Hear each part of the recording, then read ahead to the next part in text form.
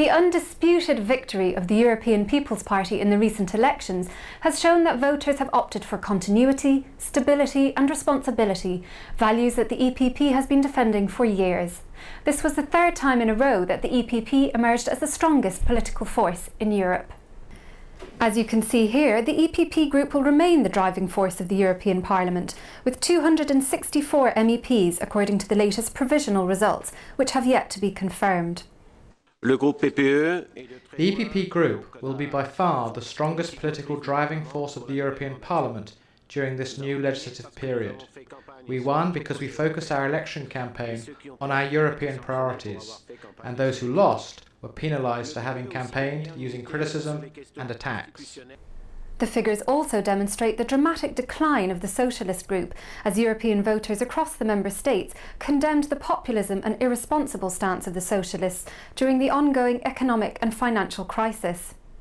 Also of note is that the EPP Group alone has more members than the Socialists and the Liberals, the second and third largest groups, put together.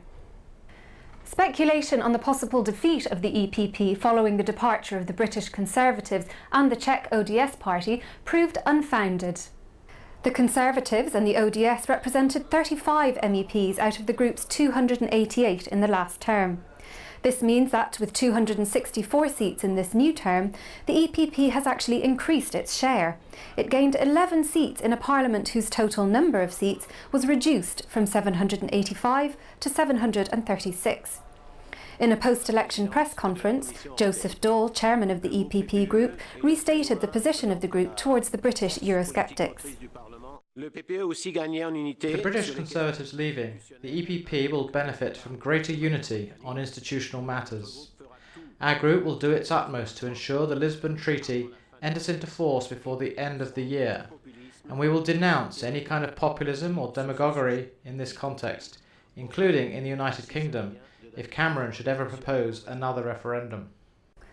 Looking now at the composition of the group's national delegations, we see that while the German delegation remains the largest with 42 members, Poland, France, Hungary, Spain, Portugal, Italy and Bulgaria have progressed significantly in terms of number of seats. The Socialists, on the other hand, have conceded a severe defeat in all these countries. As often happens in times of crisis, some extremist movements and parties gain some momentum in these elections. However, in the case of Ireland, the most renowned opponents of European integration, Libertas, were largely unsuccessful. Their leader, who spent millions from his personal fortune, as he did during the referendum on the Lisbon Treaty, was not elected. At a Europe-wide level, the group managed to elect just one MEP in France. The EPP Group is also aware of declining turnout to elections and has set itself the task of promoting Europe.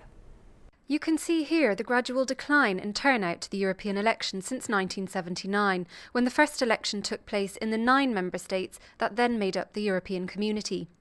As the elections expanded to 10 member states in 1984, 12 in 1989, 15 in 1999, 25 in 2004 and finally 27 in 2009, the general turnout trend is negative. Its victory in these last elections celebrated, the EPP Group is now hard at work on the upcoming legislative term. This week, the group presidency meets to analyse the results of the elections. On Thursday, the 18th of June, ahead of the EU summit, EPP party leaders will meet in Brussels to propose José Manuel Barroso for a second term as President of the European Commission. On the 23rd, the first group meeting will take place in Brussels to elect the chairman and members of the group presidency. At the end of the month, the group will meet again in Athens to elaborate its strategy and its priorities before Parliament's constituent session in Strasbourg. The EPP Group is committed to fighting in favour of Europe, as it has been doing since its foundation after the Second World War, and, as the driving political force of the Parliament, looks forward to the challenges ahead. Thanks for watching.